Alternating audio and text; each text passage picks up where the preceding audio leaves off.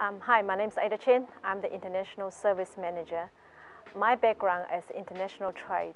So before I came to New Zealand, I worked in a share market for 4 years. So my role is the supervisor for the share brokers, doing share tradings for 4 years. It's a really interesting job, but it's very tiring.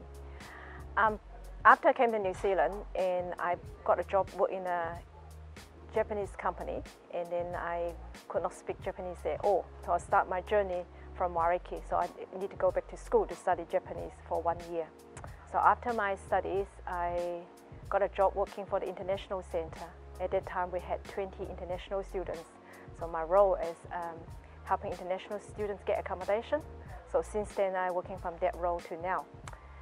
My best part of my work here is students, I think. My highlight of that is not just graduation. My best part is always a student gets settled and bring babies back to see me and call me Auntie Ada.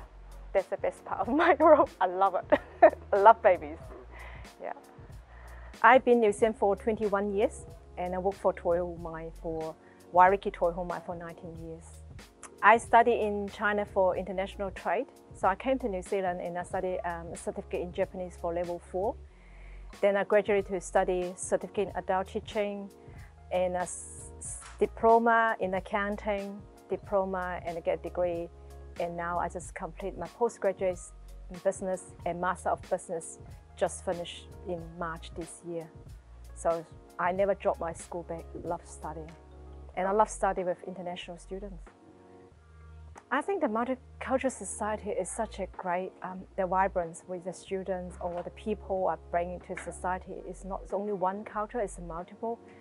And the people can work together, especially for food. You have different type of food, different languages and colors and clothing and the customs. I think it's great have working in that kind of society. And I think New Zealand is one of the best country accepting the other cultures. For the workplace, it's quite important, especially for us. We're the educators. We are helping the students prepare for the future. So I think for what we're doing here is have the kind of role model in the workplace to help our students to get accepting all other cultures and how to open our mind, our mindset, especially for our domestic students as well. And we're quite lucky in this place. For example, for Toi Ohomai, we had more than 15 nationalities on campus. The student doesn't need to travel to the world to see this culture. You can all have it in Toi Ohomai. So I think it's great. First, if you know who, for example, I had a typical sample. I had a group of delegations a few years ago to come to visit us from Middle East. So we'll talk about 15 years ago. It's not many Middle East students came to study here. So we don't know the culture, we'll Google it. We find out what we can do, what we cannot do. So we actually come a list of the things, to-do list of what we should not do. So for example, as a woman, we should not take hands for the handshake if they don't put the hands out from the men. And also we prepare for our guests for the honging. What's that honging mean? Because some of the people were thinking it quite offense. It's not that kind of culture differences. They don't want to touch the nose, so we educate them. So I think you need to study first if you know the background. But in the same time, even you and I probably don't know each other, you be cautious what you're doing, what you can do. You ask people.